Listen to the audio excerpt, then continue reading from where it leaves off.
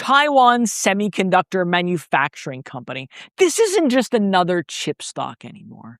It's quietly become the world's most important bottleneck, the single point of failure behind everything from AI chips to smartphones and even advanced defense systems. And what most investors are missing about TSM isn't that it just sits in the AI boom, it sits underneath it, kind of like a foundation that almost no one can replace. And I'm calling it the Silicon Shield, a company so critical that both Washington and Beijing have to think carefully about what happens if anything ever disrupts this company. I mean, this is no longer just a semiconductor story, it's a geopolitical asset that's wrapped inside an AI supercycle. And in this video, you're going to learn how TSM actually makes money at scale, why its manufacturing dominance is so hard to replicate, and how those two forces together shape the long-term direction of the stock. But before we begin, if you're new to the channel, hello, my name is Rick Orford. I'm a Wall Street Journal best-selling author. I've been trading since 1999, and no, I'm not a financial advisor. That is a good thing, because I'm right here with you, breaking down the numbers so retail investors like us can make smarter, more confident decisions with our money. I want to thank The Motley Fool for sponsoring this video. The Motley Fool is a company that provides investing insight and stock recommendations for investors of all skill sets and risk levels. And you all know how much I love researching new stocks and trying to find the next best investment. So I'm proud to partner with The Motley Fool to bring you 10 stock picks from their popular product, Stock Advisor. Stock Advisor has beaten the market by almost 6 times. Go to fool.com/Ricko to get your 10 stock picks right now.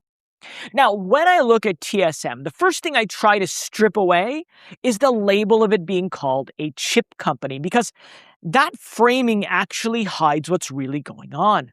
The real story is simple. The AI revolution doesn't run on ideas alone. It runs on physical chips. And those chips don't exist without one company being able to manufacture them at scale, with precision, and at the edge of physics. So the question I keep coming back to is this: what happens when almost every major tech company in the world depends on a single manufacturing hub? Well, that's where TSM starts to look less like a stock and more like essential infrastructure. Not software infrastructure, physical infrastructure, the kind that everything else is built on top of. And I bet you've already seen this before in the market, right? The biggest names in tech, they don't compete with TSM. They rely on it.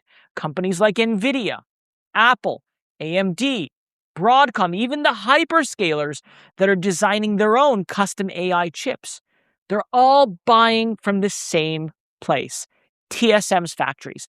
And that creates a very unusual dynamic for investors, because you're not really betting on one product cycle or one single winner. You're betting on the entire AI ecosystem expanding. And that's why the bottleneck narrative matters so much. I mean, bottlenecks, they don't benefit from demand. They define what is possible in the first place. And if AI demand keeps scaling, at least the way it has, the pressure doesn't fall on chip designers alone. It falls on the manufacturing layer that decides how fast those chips can actually be produced.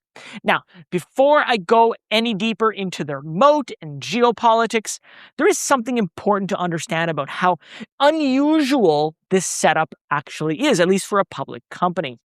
If you're enjoying the breakdown so far, I've built a free investing community where I share deeper insights like this, especially revolving around individual stocks and option strategies. And it's one of the fastest growing investing communities here on YouTube, and you can join completely free. Just scan the QR code on the screen or click the link in the description. It's where I go a layer deeper than what I cover in these videos, especially when it comes around to positioning on names like this. Now, getting back to TSM, the scale here is already telling you the story. The first quarter of 2026, TSM generated about $36 billion in revenue and roughly $18 billion in net income. So margins are sitting at levels that most manufacturers can only dream about. Gross margins around 66% and operating margins near 58%. That is not normal for a capital-intensive business, and it immediately raises the question, what exactly are customers paying for today? Right? They're not paying for wafers, they're paying for certainty. They're paying for yield consistency, advanced packaging, production scale, and access to nodes that are already years ahead of most competitors. And that's where things start to compound.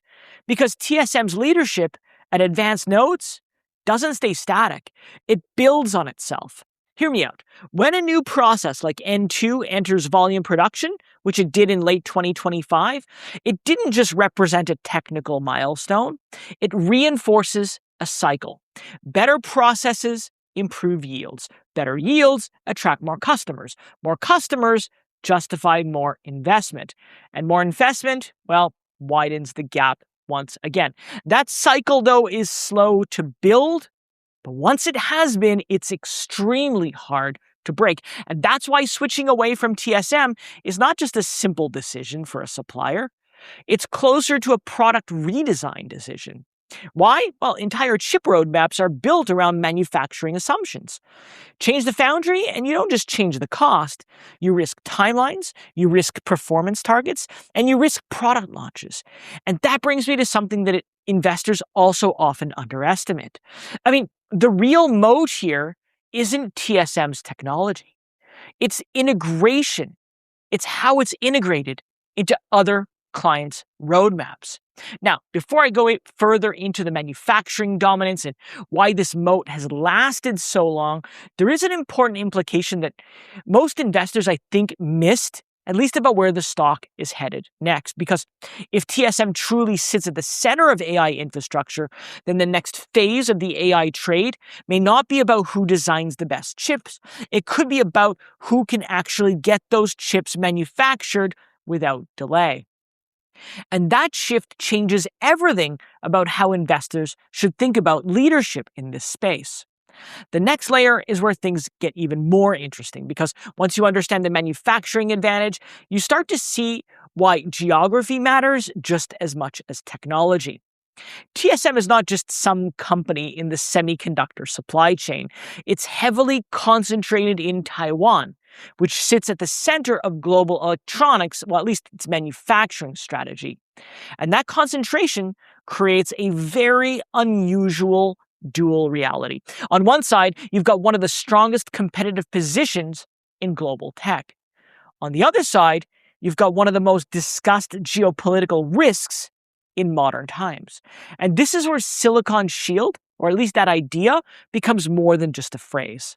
Because advanced semiconductors are not just commercial products anymore. They sit inside AI systems, defense systems, cloud infrastructure, automotive systems, and industrial automation. So the importance of TSM is not just economic, it's strategic. And that's why both major global powers have to factor Taiwan into their long-term planning. And of course, TSM, they're not ignoring this. Their Arizona expansion is a clear signal of how the company is responding.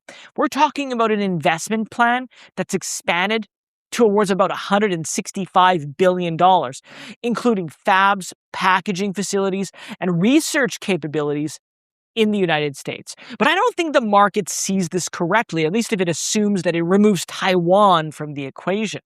I mean, it doesn't. Instead, it creates redundancy with the margins, while Taiwan remains the core of the cutting-edge manufacturing process. And that's the paradox that investors have to sit with.